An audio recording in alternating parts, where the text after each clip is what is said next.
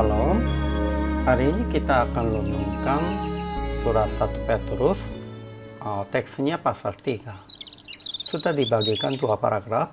Paragraf yang pertama ayat 8 sampai 17. Lebih baik menderita karena berbuat baik, jika hal itu dikehendakinya Allah, daripada menderita karena berbuat jahat.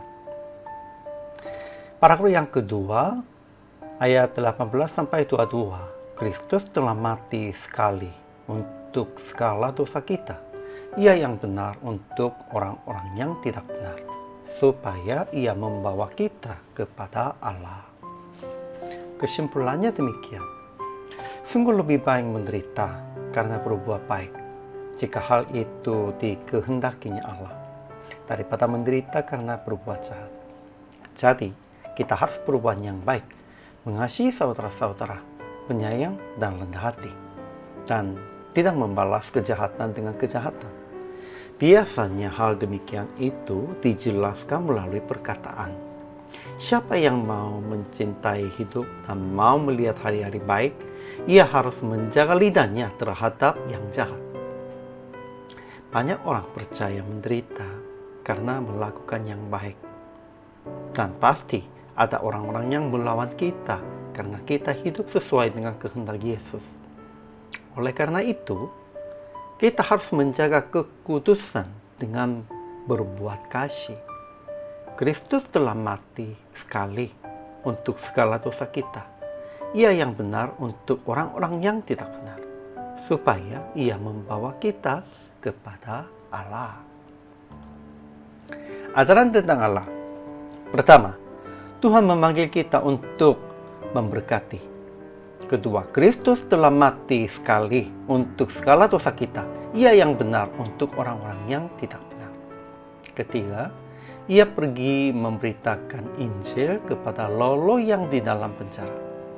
Keempat, ia naik ke surga dan duduk di sebelah kanan Allah. Kuasa dan kekuatan ditaklukkan kepadanya. Ajaran bagi kita.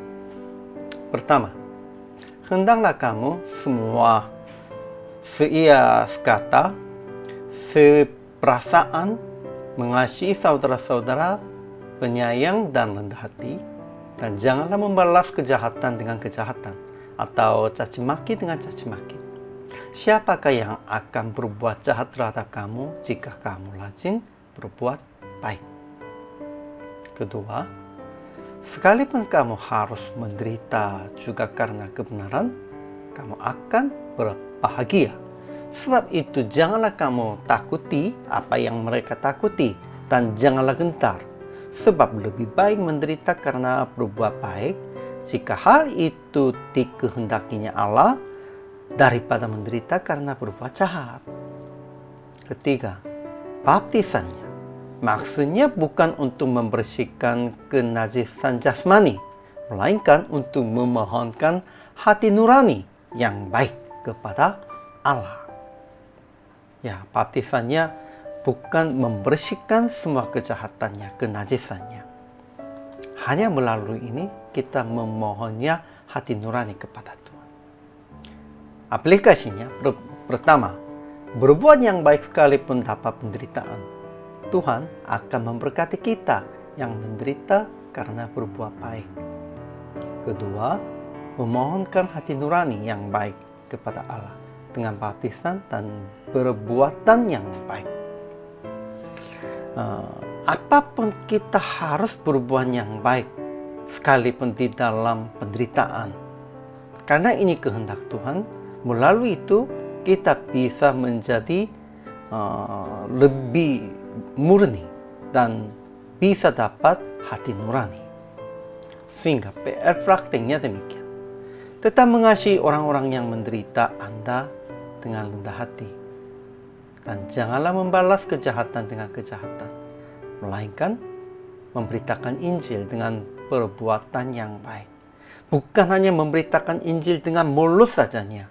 Kita lebih baiknya harus memberitakan Injil dengan perbuatan yang baik. Itulah kewajiban hamba Tuhan. Hari ini juga selama melayani, Tuhan memberkati.